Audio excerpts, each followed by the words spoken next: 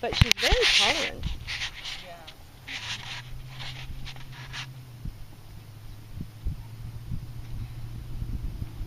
Not done now.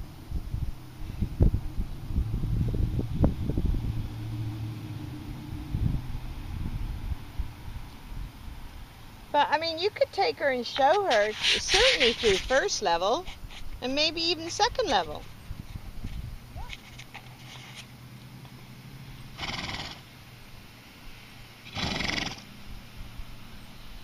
She's so straight, and she's got such a lovely regular rhythm.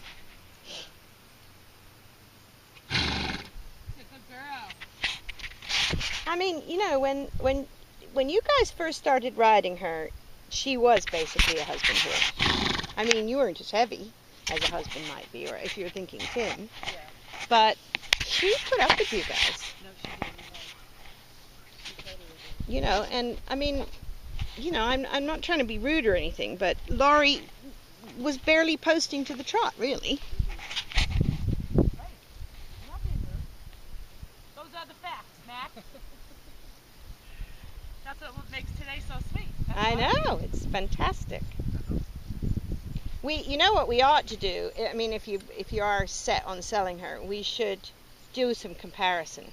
Yeah. We I should- had that first run. I'm going to say, you have some video, right, of you trying to put her on the bit back then, and the questions you asked that just showed what a beginner you were. Yeah. And there's nothing wrong with being a beginner. You're a beginner. It's okay. And then show you riding her to this is what this horse has taught this adult amateur. And now she's ready to, well, I don't know, we don't want to go on too much about how she's limited, because I don't know if we know. I think she's only limited by time. You know, I mean, she just needs time, like any other horse, dressage horse. Yeah, but I mean, the trick is, the question always is, if I put in the time, will I have a horse that it was worth putting in the time with? You know, I mean, that's,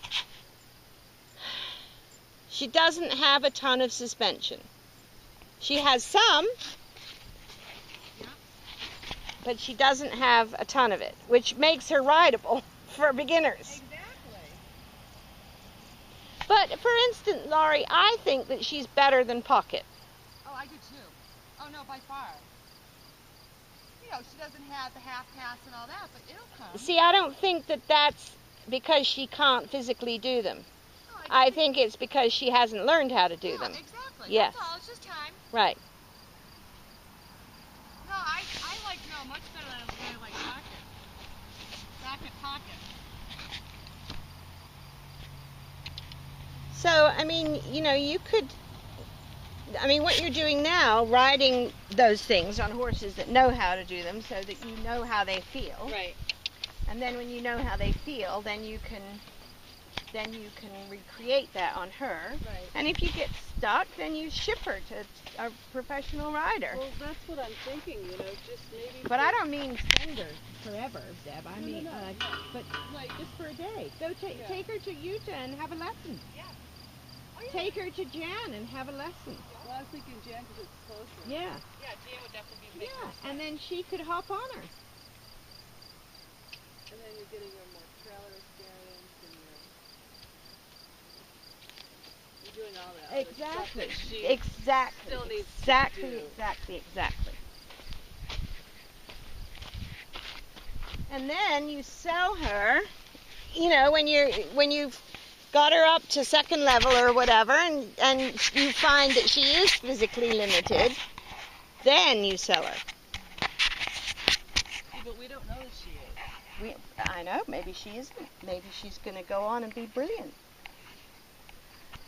I know the woman who bought that horse of Jessica's, the gray one. She came to my Springside clinic and she bought, you remember the... Bandito? Yes.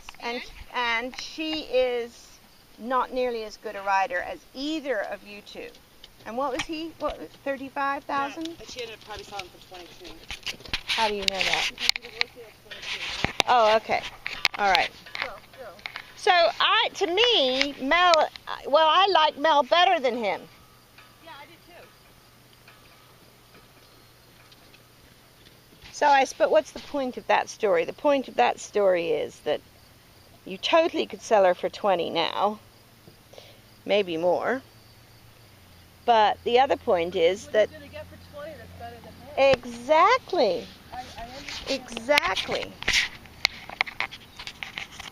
That's my point. Okay, yeah. If nothing, this